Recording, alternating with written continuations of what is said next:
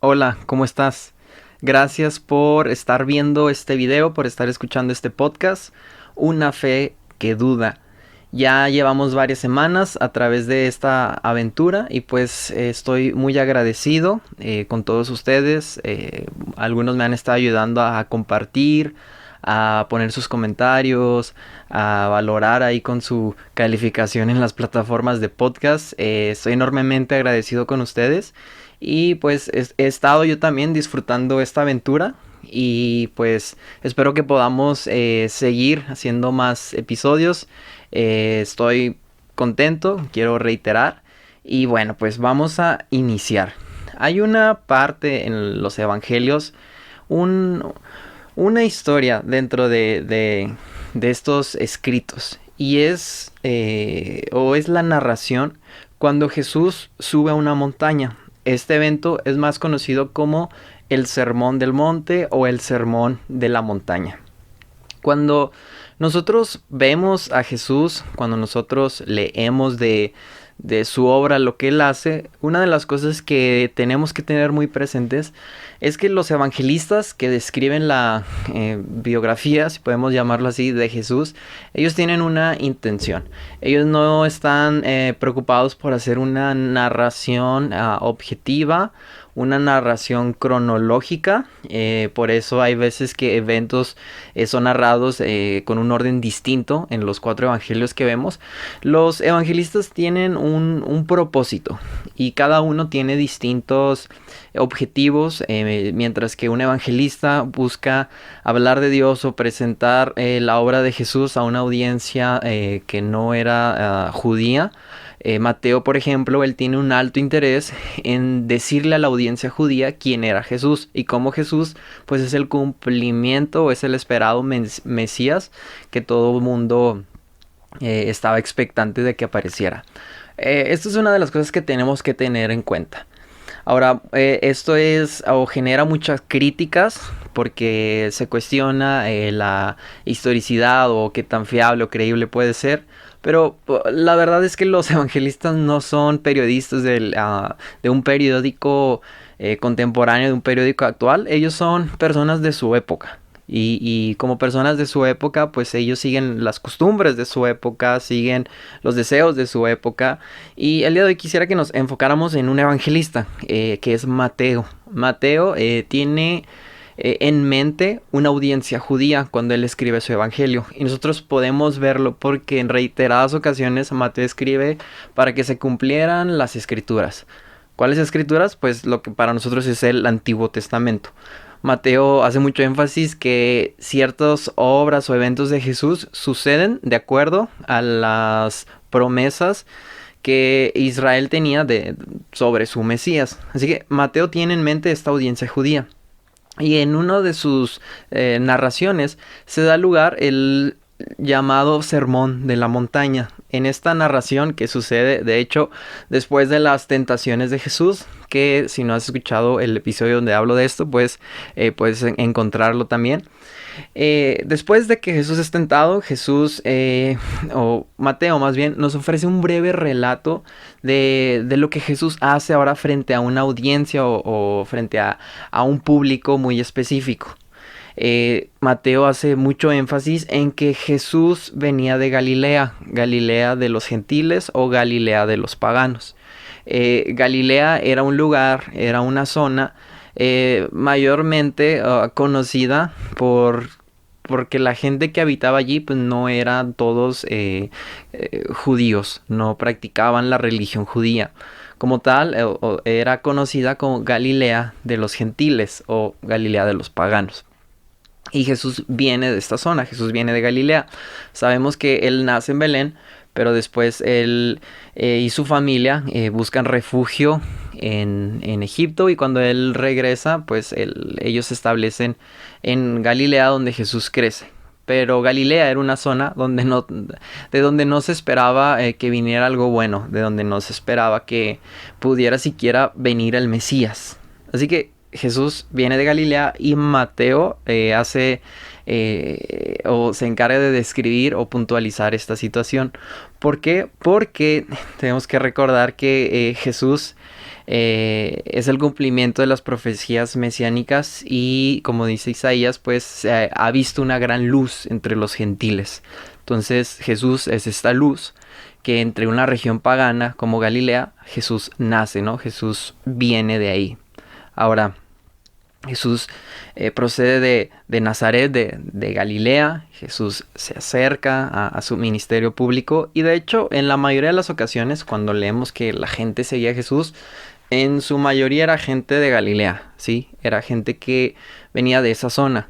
Uno de los errores de las películas de la vida de Jesús es que vemos que durante toda la película, toda la gente que lo sigue está feliz, ¿no? Pero de la nada como que esa gente sufre de un trastorno de bipolaridad porque luego ya después están en contra de Jesús y desean matarlos. Cuando en realidad la gente que apoyaba a Jesús era gente de Galilea.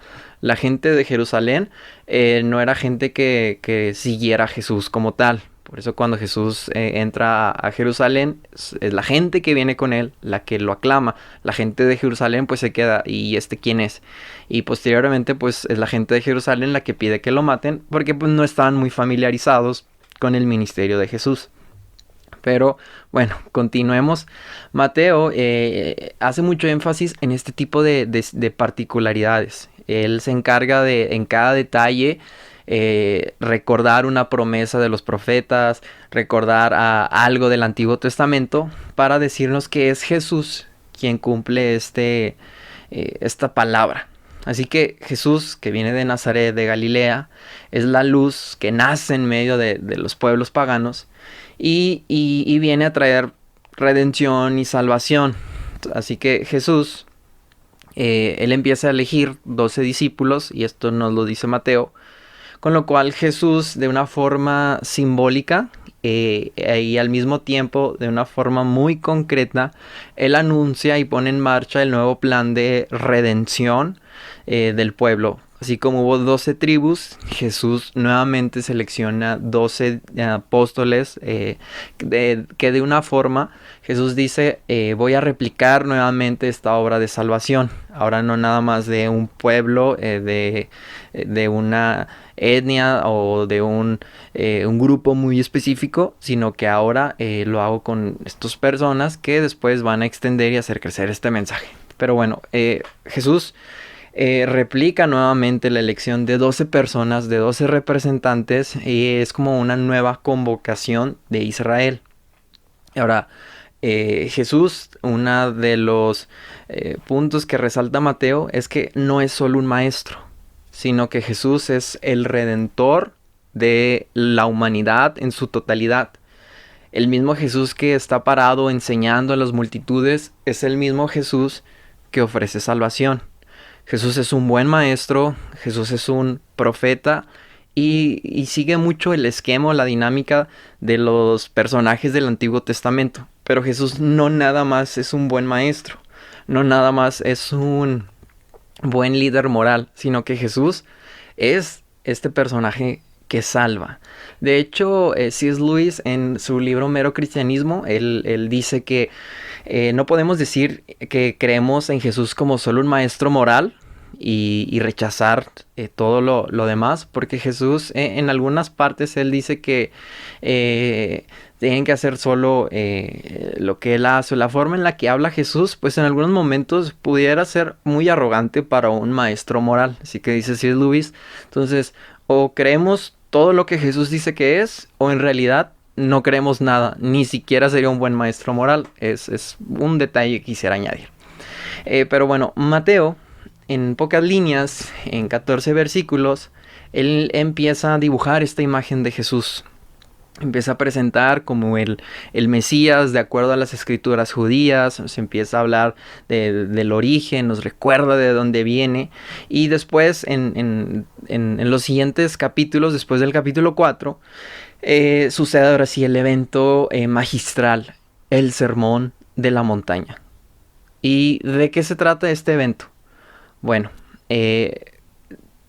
Mateo nos presenta las palabras a Jesús de una forma muy especial. ¿Y cuál es el interés que tiene Mateo? Pues Mateo, teniendo en mente la audiencia judía a la que él está hablando, él empieza a presentar a Jesús como el nuevo Moisés, ¿sí?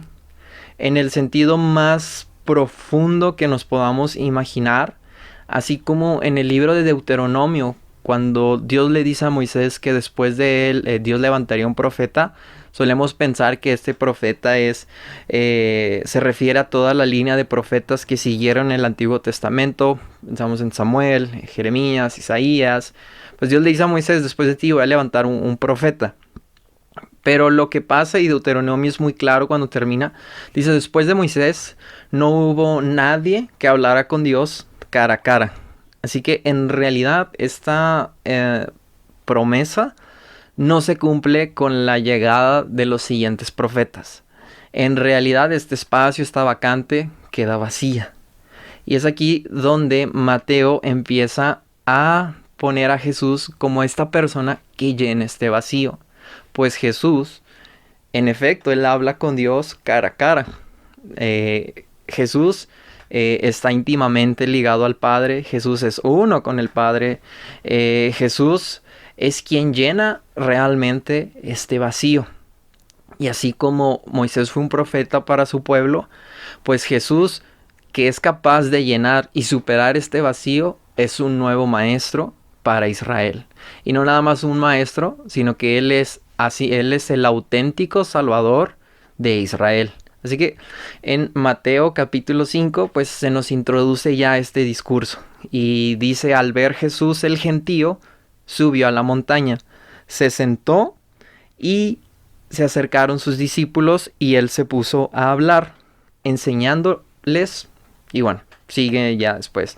Pero dice, se acercó a la montaña, subió a la montaña para ver qué podía ver y todo. Bueno, no es cierto. Jesús sube a la montaña, se pone a hablar y él está hablando delante de toda una multitud. ¿Por qué Mateo describe así este evento? Recuerda, Mateo tiene un interés. Está presentando a Jesús como el Mesías judío. Y Jesús es también el nuevo Moisés. Así como Moisés subió al monte Sinaí y delante de toda la multitud del pueblo de Israel comparte los mandamientos, Jesús es este personaje superior a Moisés que ahora de la misma forma en una montaña frente a una multitud nos empieza a compartir su enseñanza. Y como dice el evangelista, Jesús se sienta en este lugar, Jesús empieza a hablar, pero Jesús no habla desde la autoridad de Moisés. Jesús no habla como un buen maestro que aprendió las palabras de Moisés, sino Jesús habla desde su autoridad, como una persona que tiene autoridad en sí mismo.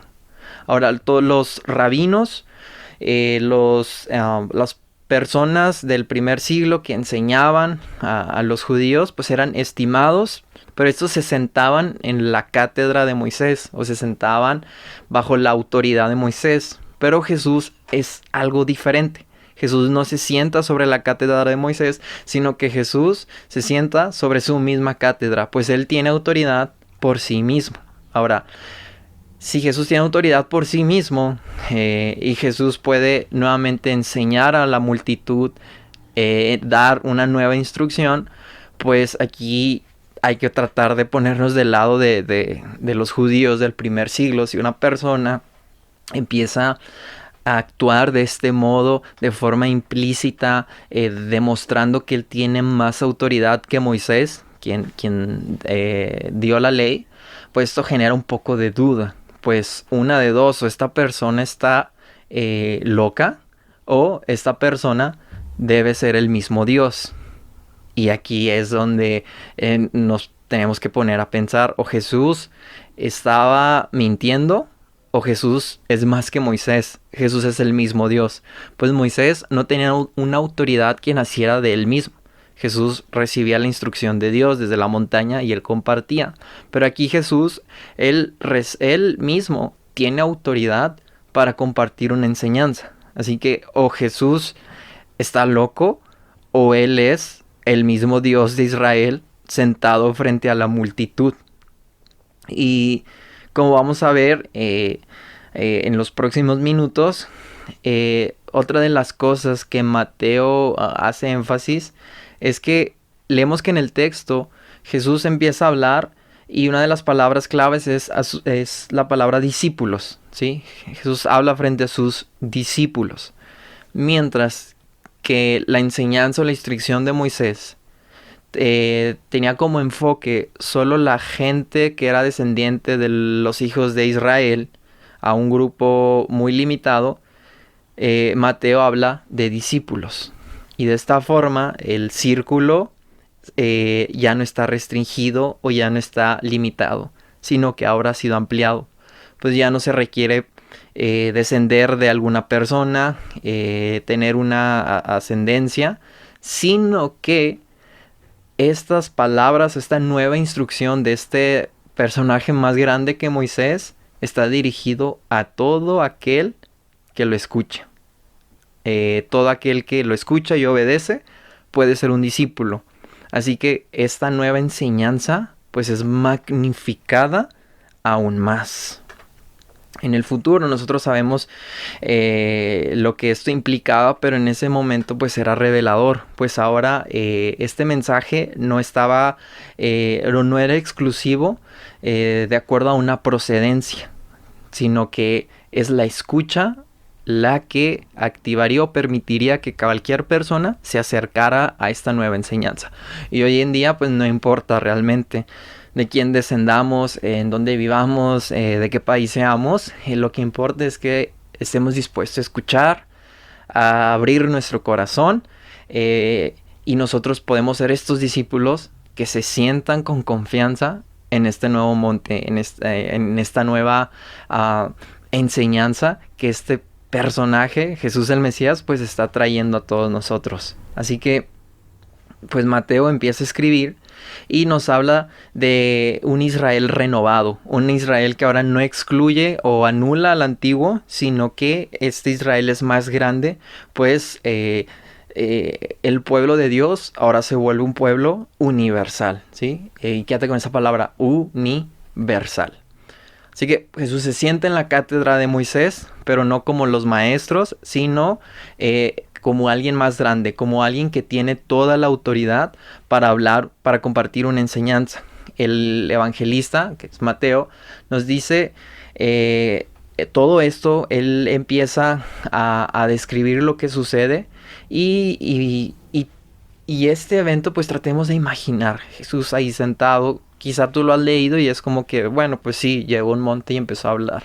Pero la similitud que hay entre este evento con el evento del Antiguo Testamento, cuando Moisés comparte la enseñanza al pueblo de Israel que acababa de ser liberado, que iba a tener una identidad distinta, esta similitud pues es totalmente intencional. Pues así como Israel había sido redimido y era llamado a vivir para Dios y para hacer luz a las naciones, ahora esta nueva humanidad, bueno, este nuevo pueblo ya no está reducido a una nación específica, sino que ahora toda la humanidad es llamada, es invitada a ser parte del pueblo de Dios para hacer luz en todo lugar. Así que eso es algo revolucionario, es algo novedoso. ¿Y por qué la importancia de la montaña? Bueno, las montañas tienen una historia en la vida del pueblo de Israel, empezando con Moisés, pero otro ejemplo es Elías. Elías en el Sinaí, él vio la presencia de Dios. Él vio primero acercarse un huracán, luego él vio acercarse el fuego, y no fue hasta que él vio una brisa suave y silenciosa que él supo que allí estaba Dios. Así que este evento se cumple en Jesús nuevamente. No es en un estruendo ruidoso, no es en un destello de relámpagos o de violencia que Jesús o Dios se hace presente en la humanidad, sino que es a través de la vida de un hombre, de un ser humano, que Jesús se manifiesta. Jesús es la brisa suave y silenciosa que Elías vio en el monte Sinaí. Y todo esto podemos recordar o nos debe llevar a reflexionar cuando Israel se encontraba en el monte. Cuando estaba Moisés, ellos vieron fuego y ellos se asustaron. Incluso le dicen a Moisés, Moisés, no queremos que Dios nos hable, tú háblanos porque tenemos miedo. Pero aquí Dios habla muy de cerca.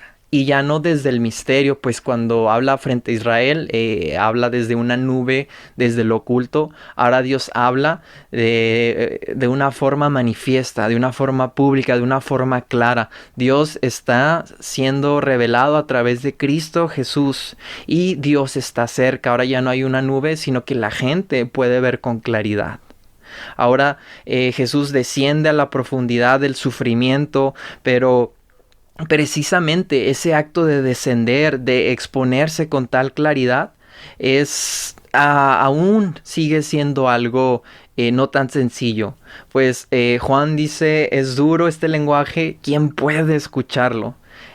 A pesar de que ahora Jesús aparece revelándonos a Dios, no por eso su mensaje es menos importante o menos imponente, porque recordamos el mensaje de la cruz, el mensaje que Jesús nos comparte a través de su vida, pues sigue siendo un llamado, sigue siendo un reto, no es algo tan sencillo, sino sigue invitándonos a un compromiso. Para ser discípulos tenemos que seguir a Jesús, no porque sea este nuevo mensaje revelado a través de un ser humano es menos o tiene un menor impacto, sino al contrario, yo diría que su impacto pues es aún mayor.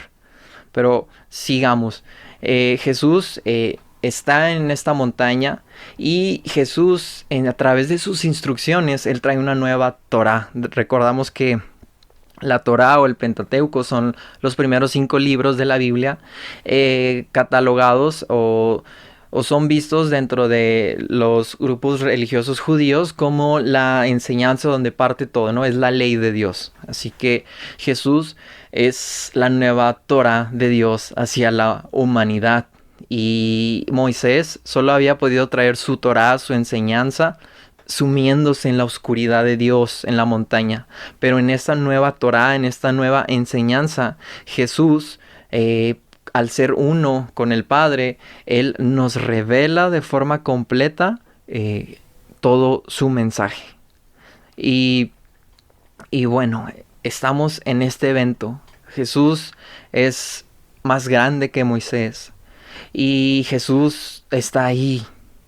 Cuando nosotros vemos lo que esto representa, pues es importante, ¿no? En primer lugar, ya cuando Jesús está en este monte, Él empieza a hablar de las bienaventuranzas. Bienaventurados los mansos, los humildes, los que sufren, los que son perseguidos, los que tienen hambre y sed de justicia. En segundo lugar, Jesús empieza a ofrecer su reflexión, su nueva enseñanza, su nueva Torá, su nueva instrucción.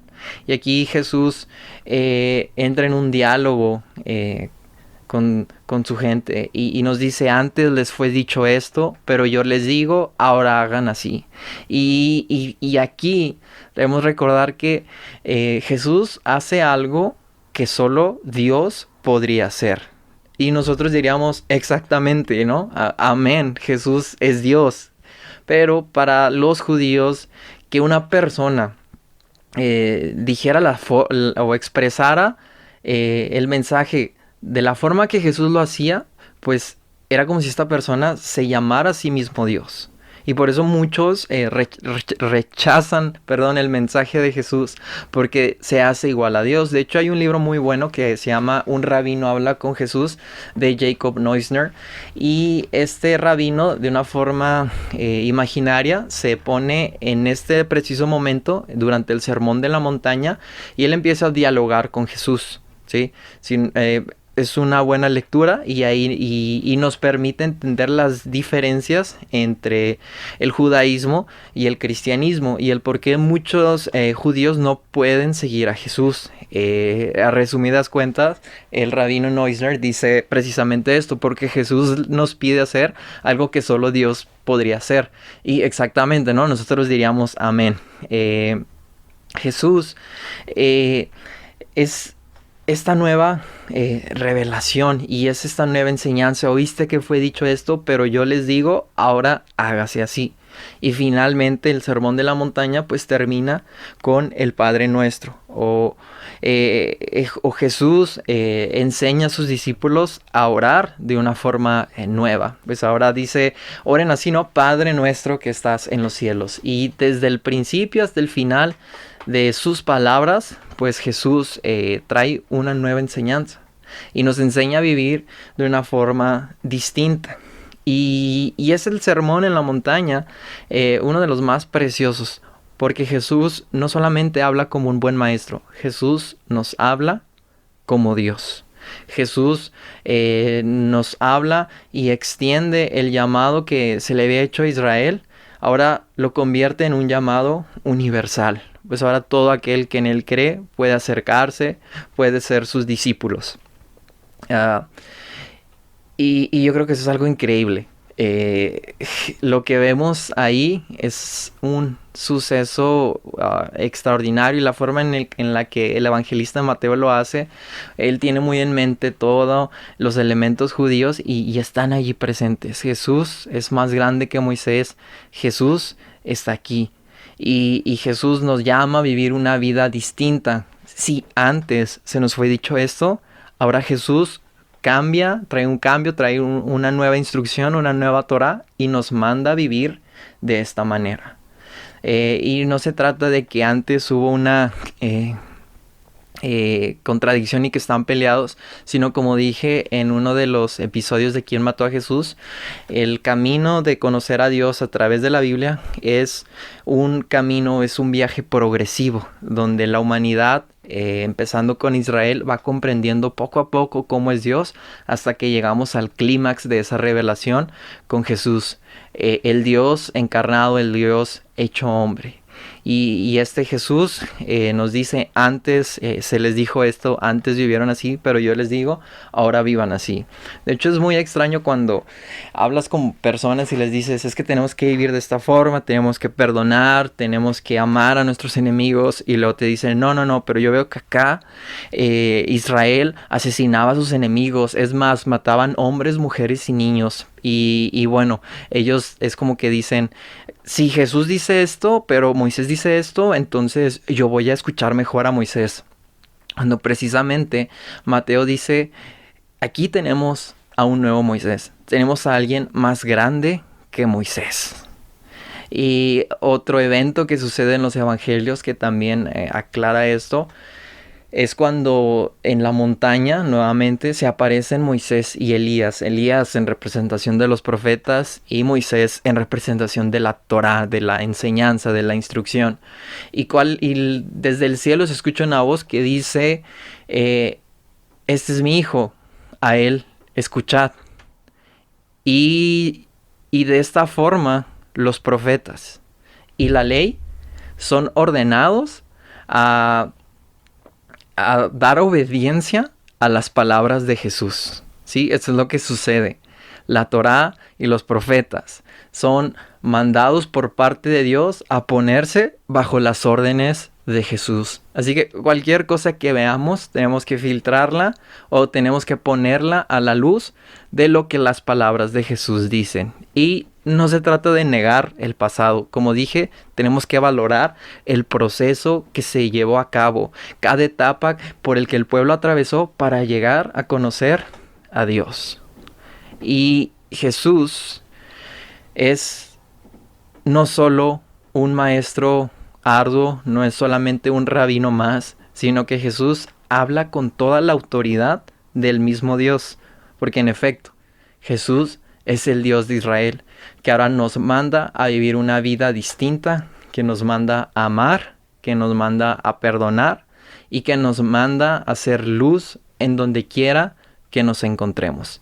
Así que la próxima vez que alguien te diga, oye, pero yo prefiero odiar porque así como decían, como mataban, recuérdale, oye, pero Moisés se puso bajo las órdenes de Jesús. Jesús es el nuevo Moisés. Y tratemos de encontrar en cada pasaje a Jesús y a su presencia. Pues aún cuando Elías viene después de todo el fuego, después de todo el estruendo, Dios le da una breve enseñanza Y cuando él estaba en la montaña, Elías reconoce: Dios no estaba en el fuego, Dios no estaba en el huracán, sino Dios estaba en una suave brisa. Y es a través de esta suave brisa, no menos impactante, no menos poderosa, que el cambio, la salvación puede producirse en la humanidad. Así que, bueno, mi deseo es que tengas un excelente día, que te vaya muy bien, donde quiera que estés. Ayúdame a compartir este episodio si es que te ha gustado. Y bueno, nos escuchamos hasta la próxima.